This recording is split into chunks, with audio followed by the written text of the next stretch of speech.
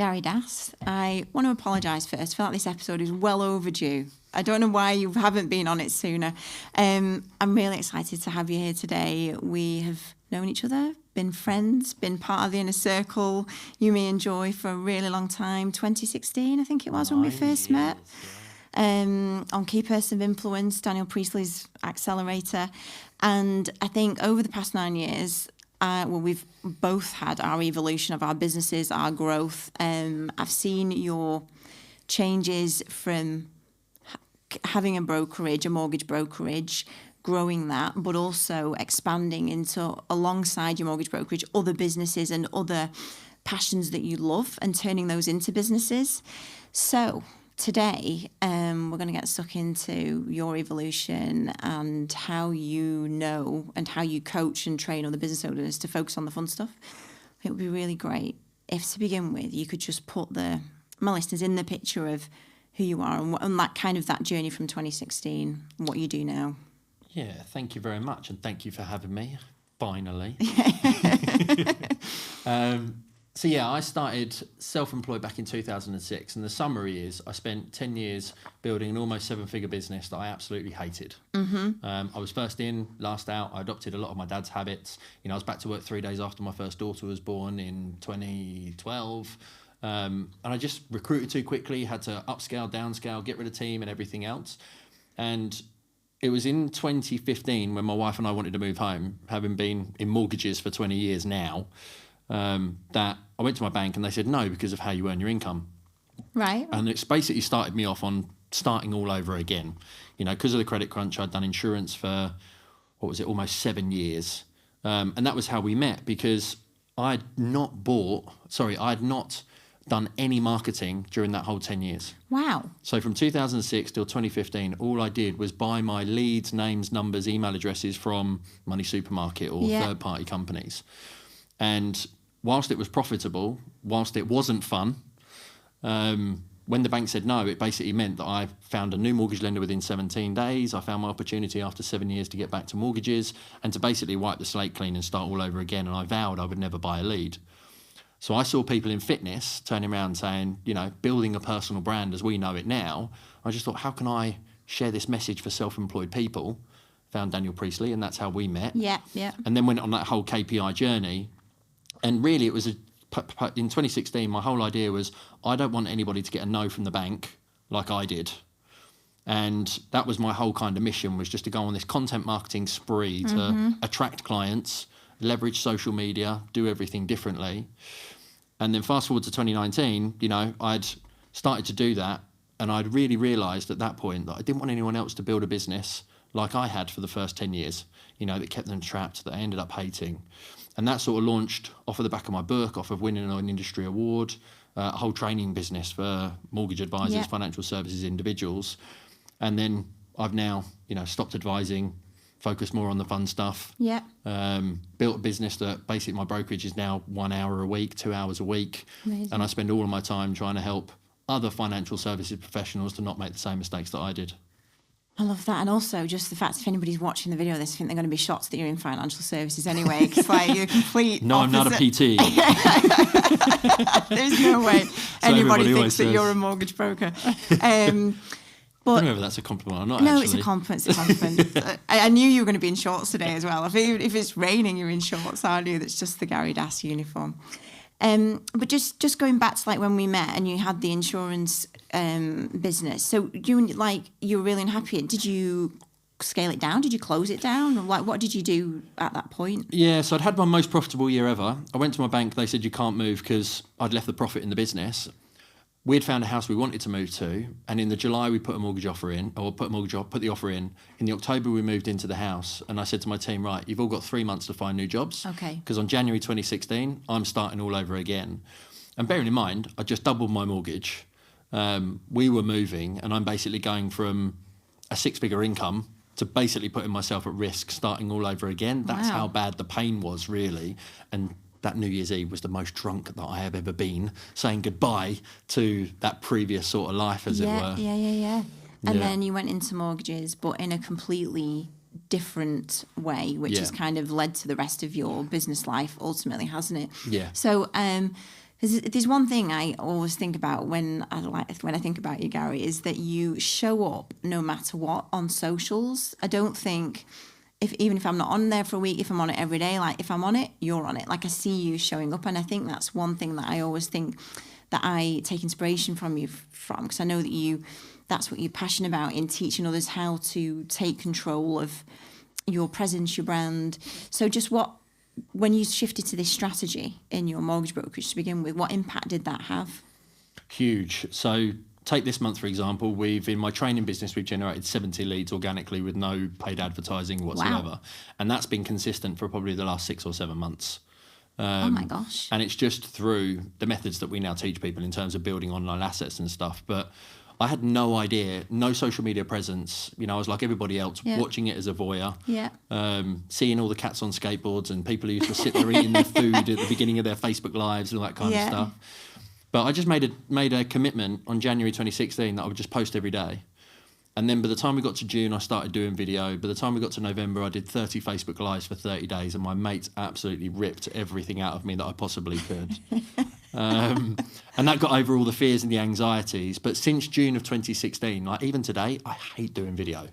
Really? I really don't enjoy it. But that's why I've always paid for Monty's obviously here with me today. I've had Keith for the last few years. I've had Jack in a past life that you know. Yeah. Izzy was my first ever as a social media apprentice. Social media, just someone to hold me accountable. Because you know what it's like, if you pay, you got to do it. Yeah. How interesting. Okay. Yeah. So that you then built a mortgage brokerage based on basically social media generation. You even now teach it in Rob Moore's progressive property community. Yeah. So would you say this approach, like how has it helped you, as I say, focus on the fun stuff? What's been the difference? Huge. It's the thing that I always liken it to is, there's only 3 ways you can really market your business. You can essentially do content, you can run paid ads, or you can do some kind of outreach and get introducers and partners and cold calling, that sort of stuff. Having paid for leads, you'll get quick wins, but it's also a money pit because you've got to keep topping up the bucket and then it obviously drips out the bottom. In the same way as you run, say, Google ads and do SEO, content strategy is slower burn, but clients come to you when they're ready. There's so much information out there now. We effectively don't have to market or advertise, but it means we're making more return. Yeah. It's more of a time investment than necessarily a money investment, although now I'm paying wages. But clients stay with you for longer. There's less resistance when they come to you because they've gone through a journey with you in advance. Your marketing's doing the heavy lifting. Yeah. Whereas someone who's scrolling on Facebook sees an ad, comes in, you don't know if they're ideal. You don't know if they're the type of client that you want. Yeah. So I've just found that it's made us more money in less time, which has made us more profitable, meaning I can focus on that fun stuff. Yeah.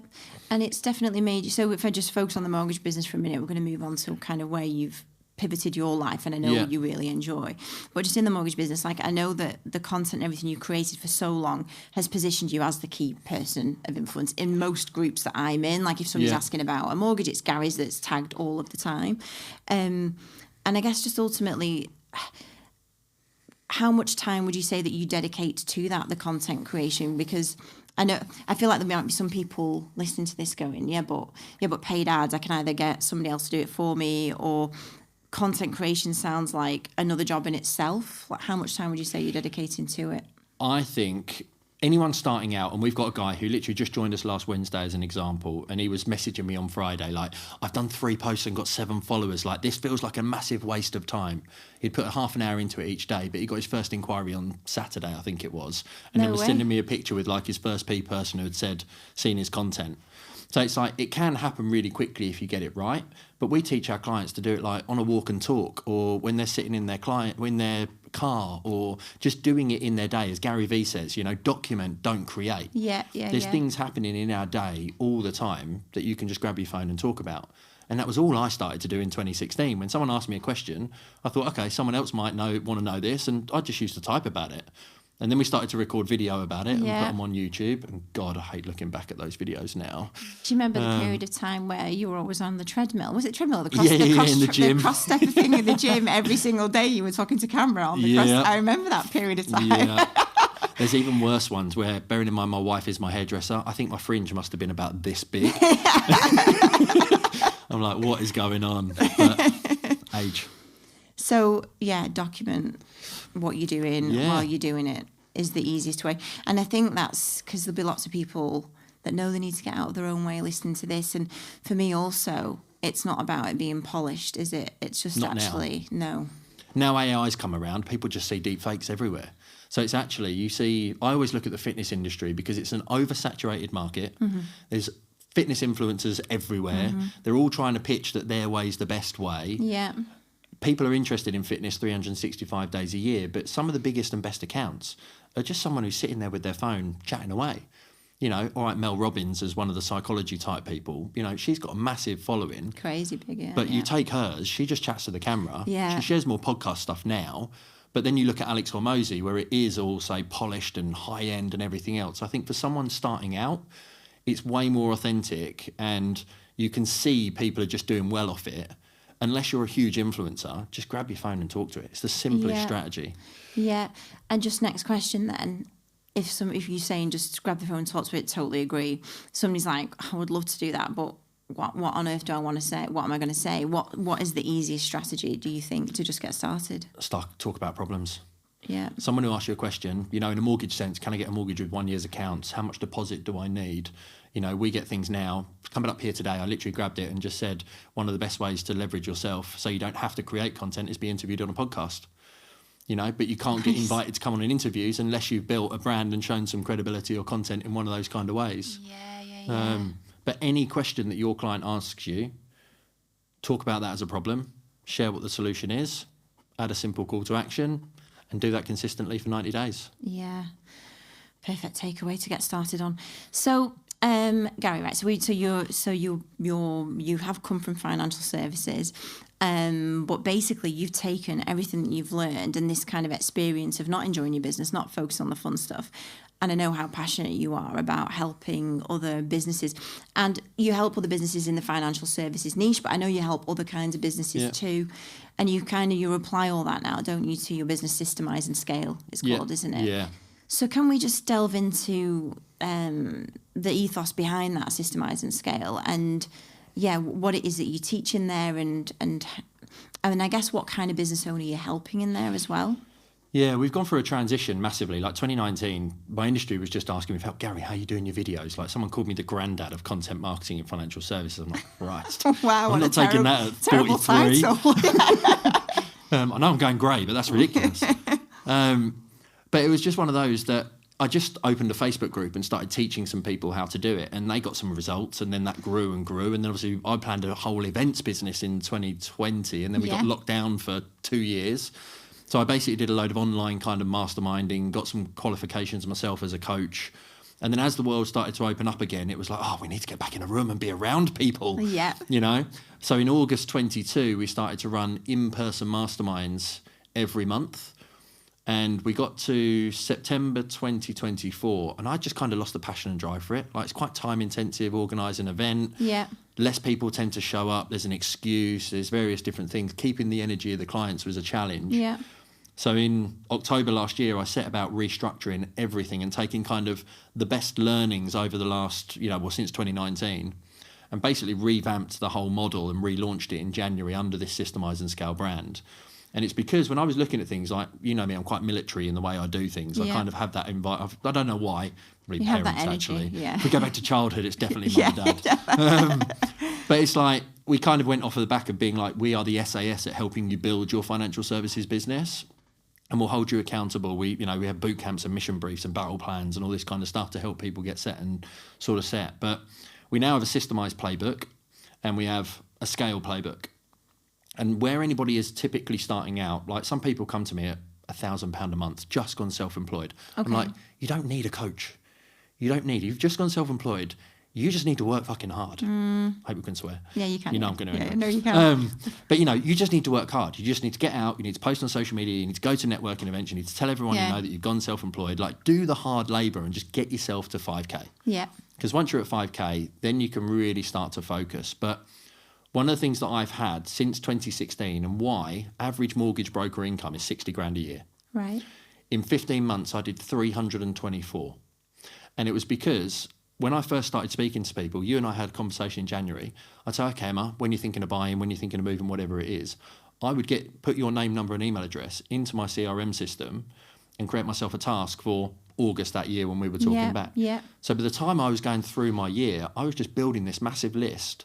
And all of a sudden I'm coming into work in the August with like 30 people that I'd spoken to 3, 4, 5 months ago. Yep, so you've got a pipeline. So I had a massive pipeline.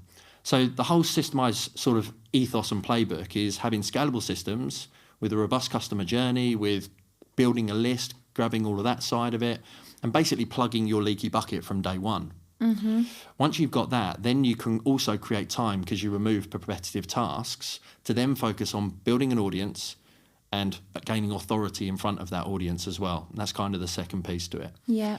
And then once you've got that, then it's about, right, now we've got an audience, how do we turn that list building into autopilot, which is about creating sustainable sales. Yeah. So you do that through lead magnets, you do that through conversations, you do that through email marketing. So we basically have this 9 steps underneath 3 common problems and outcomes: scalable systems, audience and authority, and then sustainable sales. And when you put that onto practice, it's just a solid foundation to then be able to scale. I love that, because people at that, people at any level in business, you can so easily get stuck in the weeds. And it's a fine line, isn't it? Because I know there's a lot of things about automation now and just getting things done and it's kind of like moulding together the personality and energy of the business owner and the business and the customer service that you want to have, but having it like on repeat, having things happen when they're meant to, having, like what you've just said about the lead follow-up, oh, I'll speak to you in August.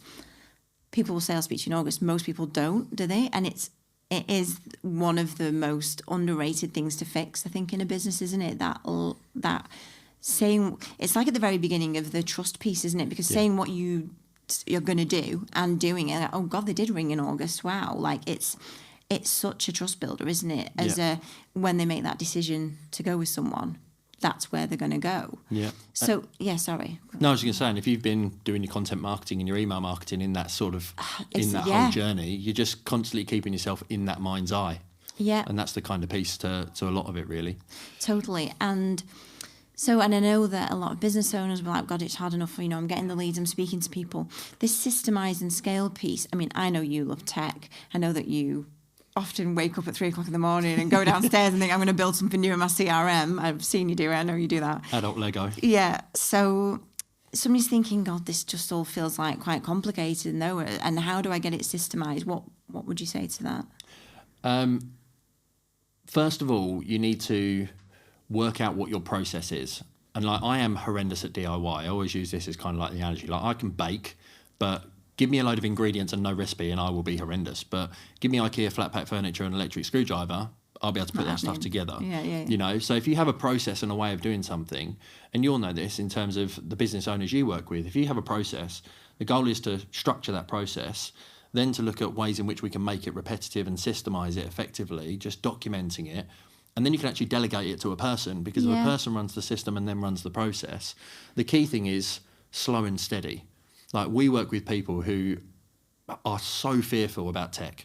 Even people in their 60s who are like still using quill and parchment, you know. Yeah. But we're able to convert them just with, what's your biggest bottleneck? Okay, I'm not doing this. Right, let's put, how do you book your appointments? Oh, I'm back and forth on WhatsApp. Mm-hmm. I'm trying to get somebody booked in. We're trying to organise calendars. Right, let's put a calendar in.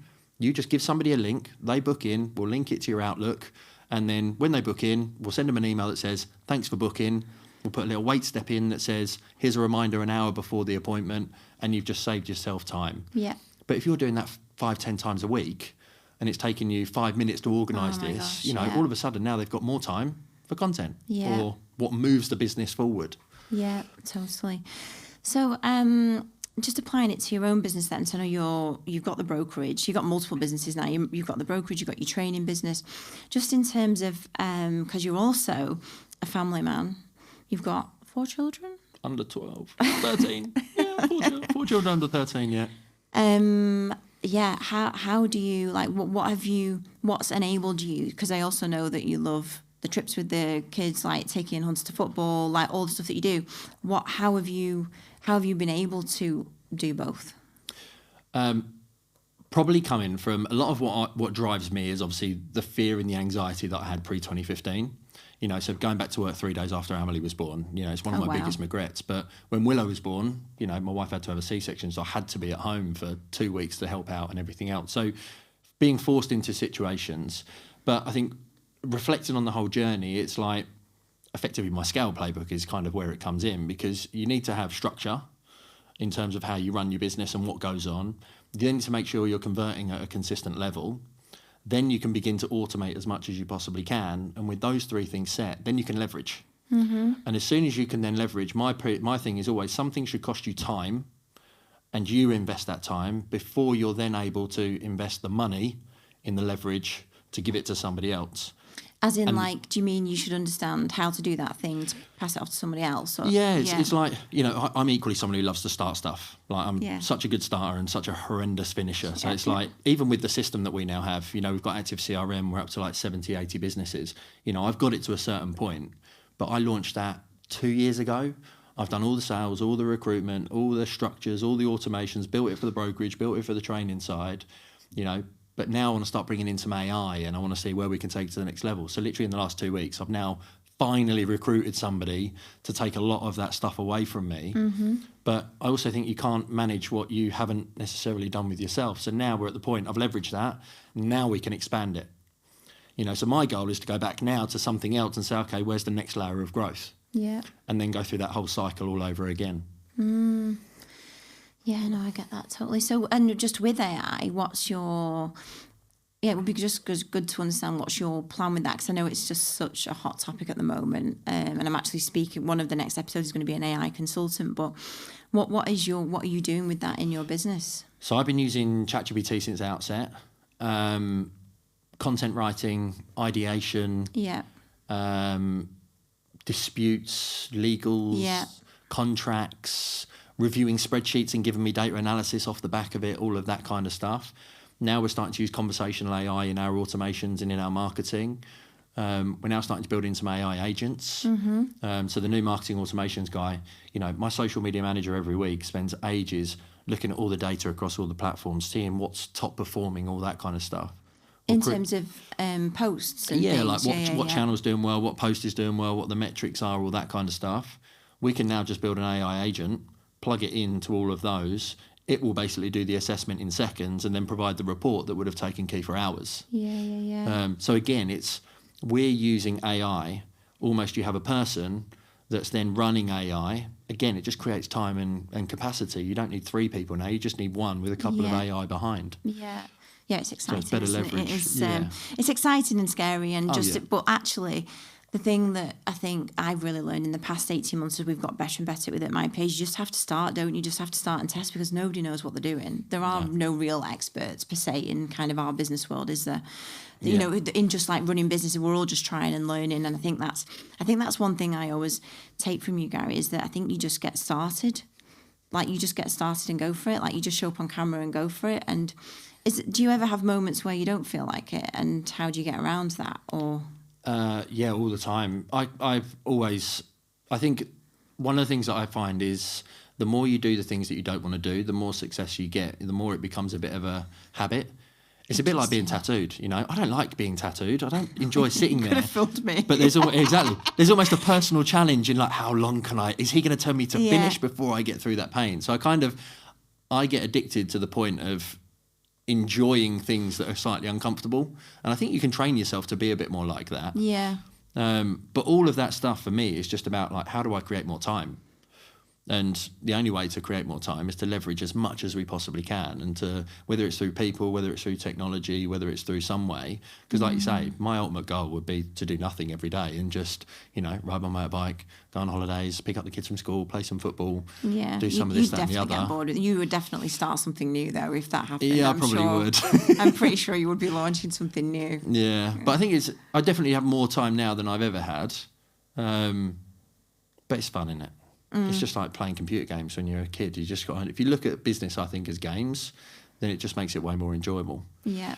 And chat to me about what your team looks like now then, in terms of, because I know you very much love having a lifestyle business, and that's not necessarily in revenue, because I know you're doing big numbers too, but about the time that you spend in your business and not having masses of people to manage, but having a really lean intelligent team. So what does your team look like? So in the brokerage, I've basically gone for key hires. I made so many mistakes early on in my recruitment journey. I feel like I've really nailed it in the last couple of years, but going for A players, I was cheap in the early phases. Now I would rather pay somebody more money with more expertise. And someone said to me, when you interview somebody, if you don't learn something, then that's the wrong person. And the last couple of years, I've kind of really taken that point of like, what are you teaching me in this interview that I don't know? Yeah.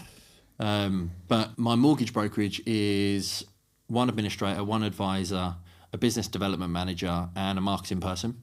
And then I've got a whole self-employed 10 advisors up and down the country that I built kind of through COVID, but they're just almost ancillary to the overarching brand, really.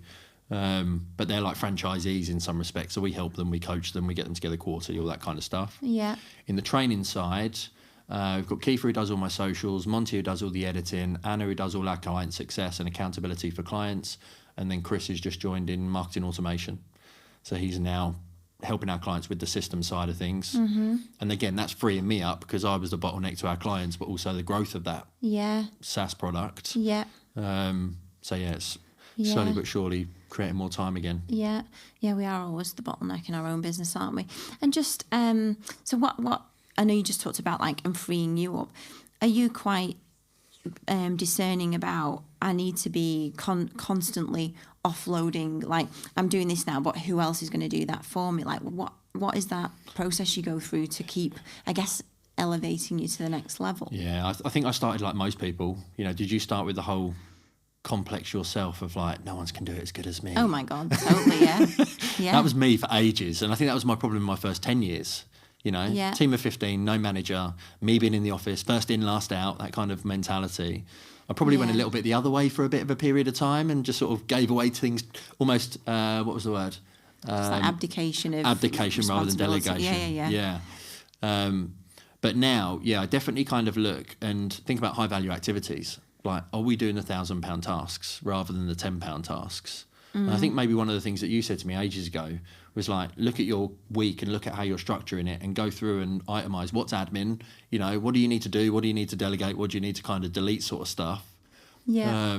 And then just think about that, because if you're constantly doing the invoicing or the admin or, if you're doing your posting on social media, anyone can do that stuff. Yeah. So typically you've got probably, 5 to 7 core skills that only you can do. Only you can interview on your podcast. So you need other people to do the other stuff. Yeah, totally. And then in that planning of the week, have you got a kind of routine that you go through to like what gets put in your calendar or how you structure it, or are you in charge of your own calendar? How does that work? Yeah, I am. It's one of those things I can't get rid of. And same as my emails as well. I don't know. It's one of those things that I probably should get rid of, but I don't feel like I'm ready to yet. Sunday's always my planning. So I'll always go through my bullet points and work out what are my priorities for the week. Monday's always my meetings. So I have 2 marketing meetings and then 2 kind of team meetings. So that's like pretty much the whole of Monday gone. And I'm always knackered with a headache at the end of the day. But it's like but that also sets everybody up with their kind of success for the next 4 days, really. And it gives them an opportunity to voice all their kind of stuff. And that's really as much as structure as there is. And then, I don't do anything between 3 and 4 because I typically pick the kids up if I'm at home. Okay. Unless, I'm here today and stuff like that. Yeah. And I've always chunked my time. So it's like put things in my diary, whether it's the gym, whether it's a training session, whether it's picking the kids up, if it's half terms or whatever. I always try and block out as much of that time now as I possibly can. And a bit like kids, they're at school for 5-6 weeks and then all of a sudden it's half term again. Yeah. So it's like, I always kind of look at it now as like, right, I've got to do 5 or 6 weeks worth of good work, finish where I can, not do too much on the dining table, that kind of stuff. And then I can hopefully take a good period, a good 5 or 6 days off. Yeah. All the business owners that you work with, because I know there's been, I guess, hundreds that you've worked with in cohorts and training courses that you've had and accelerators. Is there a commonality where you go, like, I think this is why a lot of business owners don't focus on the fun stuff, that they're not enjoying their business? Is there like some key common traits that are coming up that you go, guys, you just need to listen to me on this, because this is why you're either not earning enough, not having enough time at home, you're stressed, you're tired, you don't like anymore, you probably want to get a job. what are those key things that are coming up? Well, definitely the one that we've been faced with at some point, and which is the fear of delegation. Will they be able to do it as good as me? Which that comes back to systems.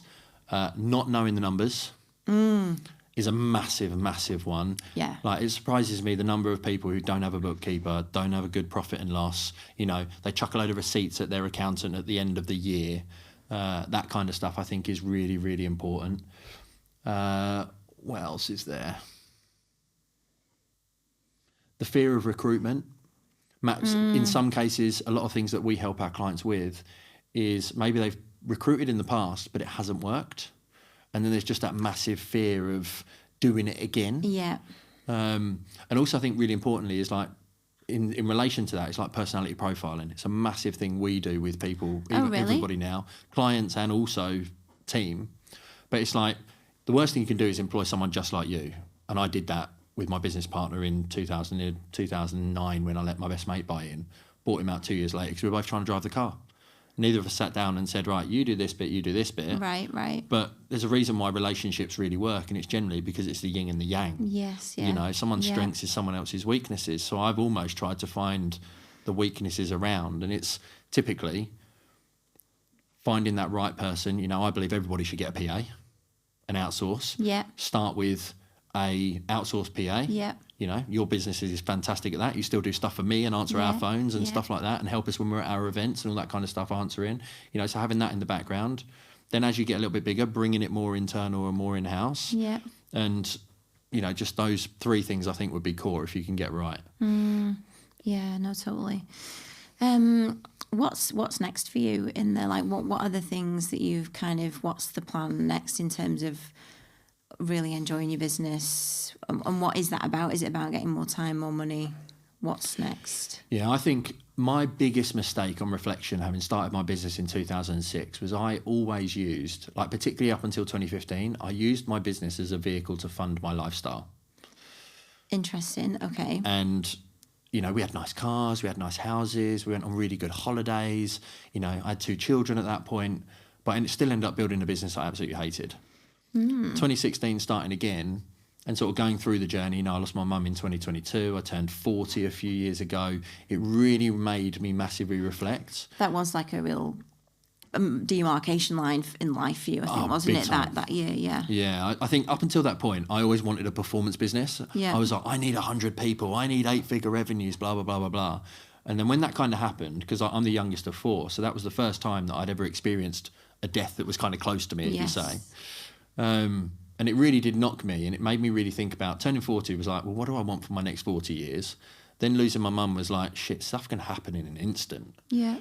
So it's kind of made me really think now, like, I just want to use my business, not as a vehicle, yes, to fund my lifestyle, because that's why we're in business, but actually to, quote unquote, fund the retirement.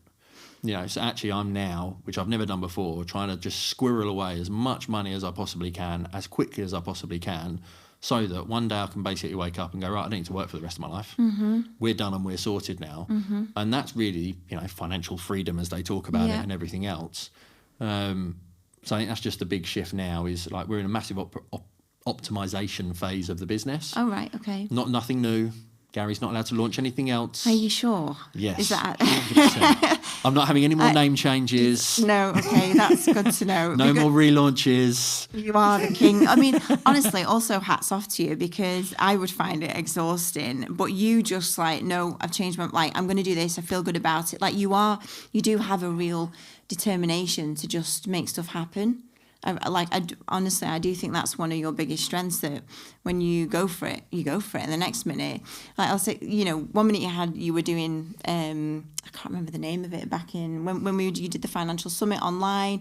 Financial Pro it was then. Financial Pro, that was it. Yeah. And then a couple of years later, you're like, no, I'm doing this. And then next minute, you'd still launched again, got lots of customers. It was... Like, yeah, you do know how to We have repeat pivoted a lot. Yes, you have. But I think that comes back to, again, is like, we joke about this internally with all my clients, but it comes back to, like, if you build a loyal following, if you build an authority and you have a consistent audience, they just come on the journey with you. So it's like an internal joke now of like, oh, Gary's changing the name again of something. But I think another big thing for me with losing mum was like, it's really made me slow down. Really? Massively. I think in the last couple of years in particular, where things have really started to change, 2022, I wasn't in my business in the brokerage for 6 months, sorry. So in 2022, when she passed, she died in the April. She was given 24 hours to live in the January. I was basically out of my business until about October. When I looked at the numbers, the whole self-employed team, one employee, that didn't work. By the time we got to December, I was like, right, employed team is what I'm building. Built that in 23, changed the systems in 24.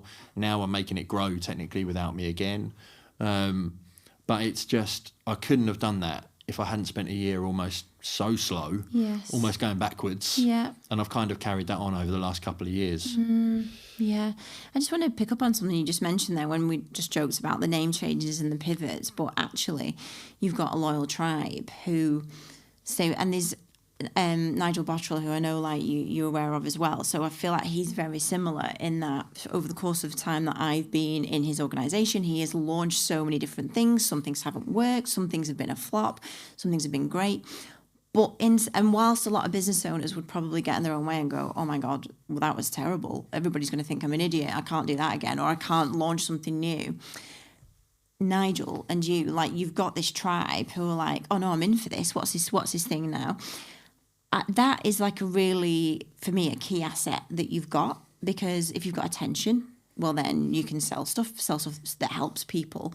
Just on that, because it's really helpful for me too, and I think it will be for listeners.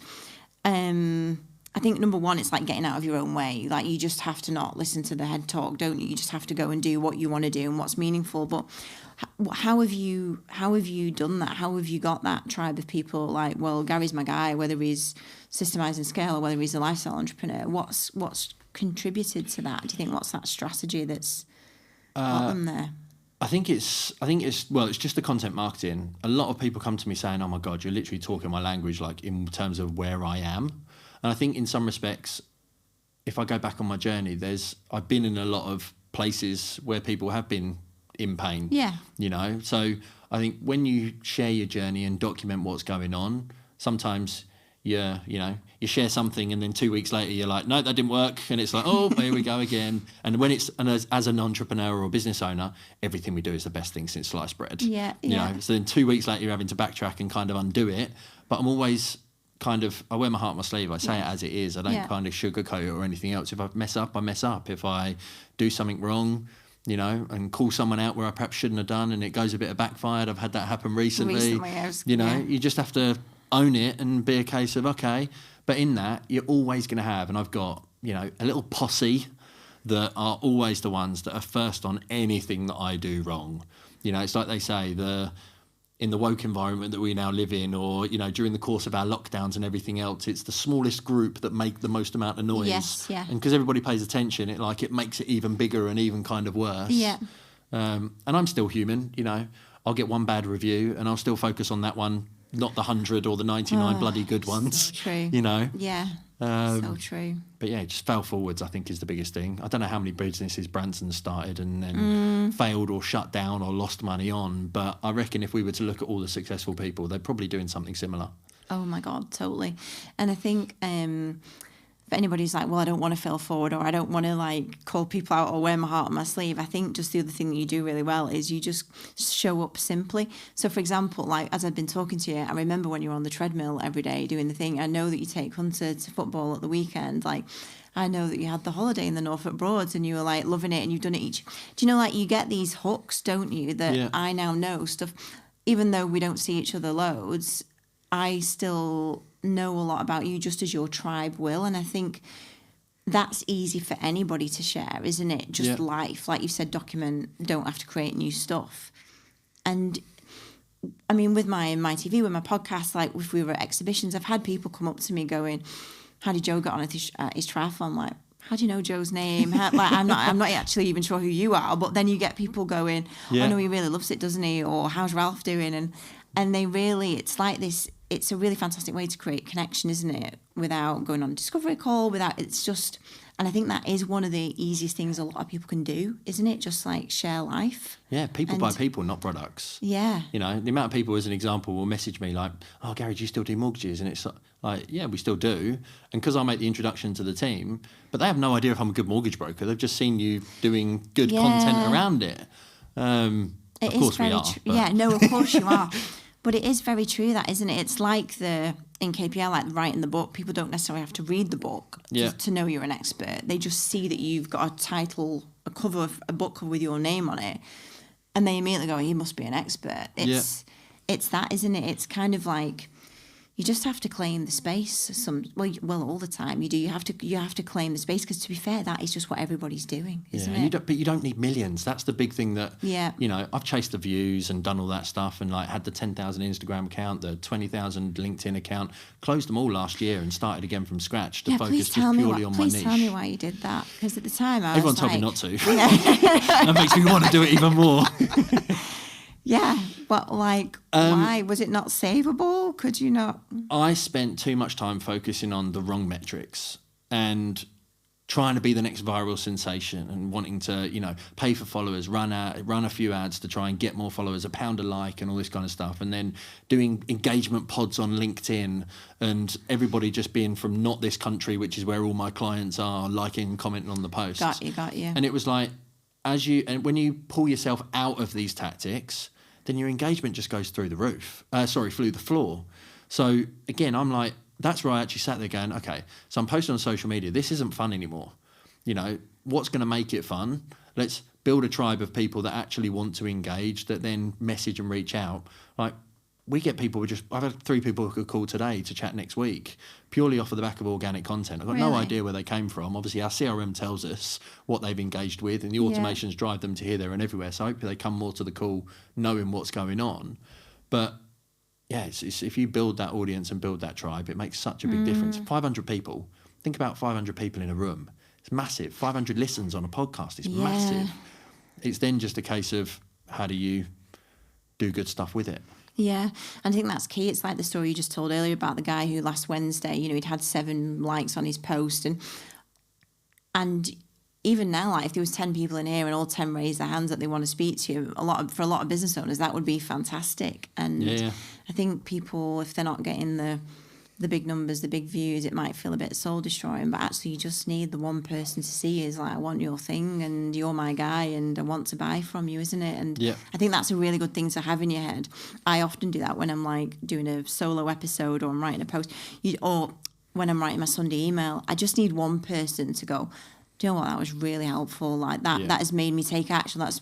That's the thing for me, the thing that when you don't feel like doing it, that's when I go, oh, but actually, there's going to be one person here that's going, I'm glad I read that today. That really helps. I think it's a really good metric to have in your head. Definitely, yeah. Because 1% engagement's good. But it's when you get the little messages from someone on socials or something like that or whatever, isn't it? It's like, oh, that really helped me. And it then makes it all worthwhile. And it's like, save those in a little bank for the day where you don't feel like doing it and just look at that and go, right, why am I doing this?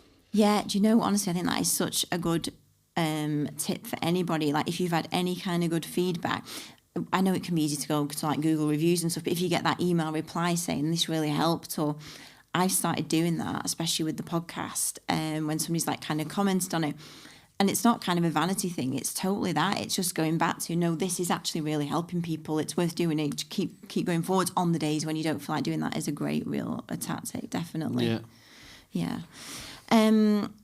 We are drawing to the end of our time together, which is sad because I could definitely talk to you all day, Gary. But I guess, like, what would be your if we got like small business owners, SMEs listening to this, what would be your parting takeaways that you'd most want people to understand and go through with in growing a business that they love?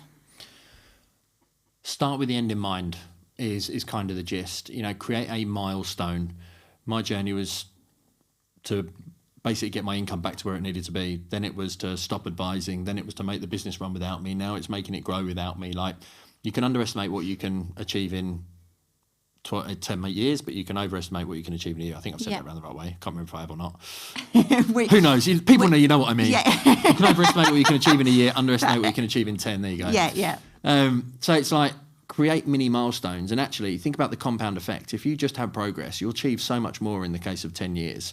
But I think we're all attuned because of social media to want everything now. Yes. You know, Amazon's one-click buy. It's like nothing really is like that in the real world. If we want to lose a stone, it's going to take us at least 14 weeks. You know, it's not going to happen in 2 weeks. We can take a drug for it now that people are doing, but that's going to wreck you in other ways, you know. Totally. So I think if you start with that as your purpose, what's the income you need to hit? What's that side of it? Go all out, guns blazing to get to that first milestone.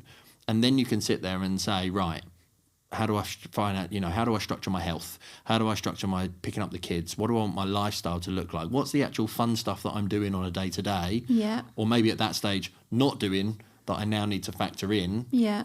And then just start to recruit and leverage and build the income to focus more on that fun stuff. If every quarter you can add one more fun thing in, you know, by the time you get to the end of the year, you've got 4, 2 years is 8, 3 years is 12, and so on and so forth. I love that. I'm a big fan of the kind of compound add-on of getting better, of adding in wins, of adding in stuff that you love. And I think what you said there is really true in terms of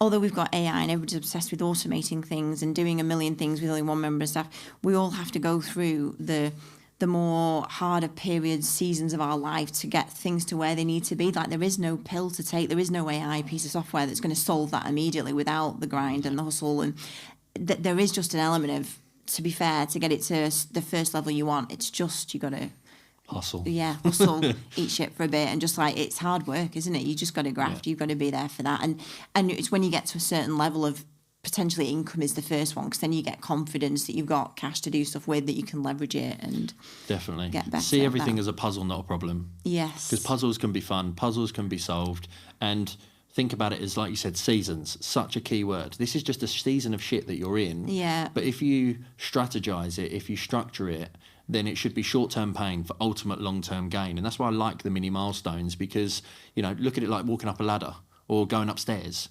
You know, you've got to go through an uphill battle, and then you can have a nice bit of plateau and a bit of nice fun. And then you have to go through another uphill battle to remove your bottleneck, whatever that may well be, and you'll progress and slowly but surely raise up the ladder. Yeah, totally. Gary, if people would love to connect with you, find out more about you, find out about your programs, where's best to find you? Any social media channel at Gary Das or garydas.com. You'll find everything you need to know at those. Awesome. And I can guarantee if they go and find you, there's going to be something live there to look at. There's going to be a story. There's going to be a recent post. You're not going to let them down. You won't be able to get rid of me. Yeah, no, literally you're always there. Gary, honestly, it's been an absolute pleasure today. It's been a fantastic episode of how to leverage your business, grow it, and focus on the fun stuff. So thank you so much. Thanks for having me.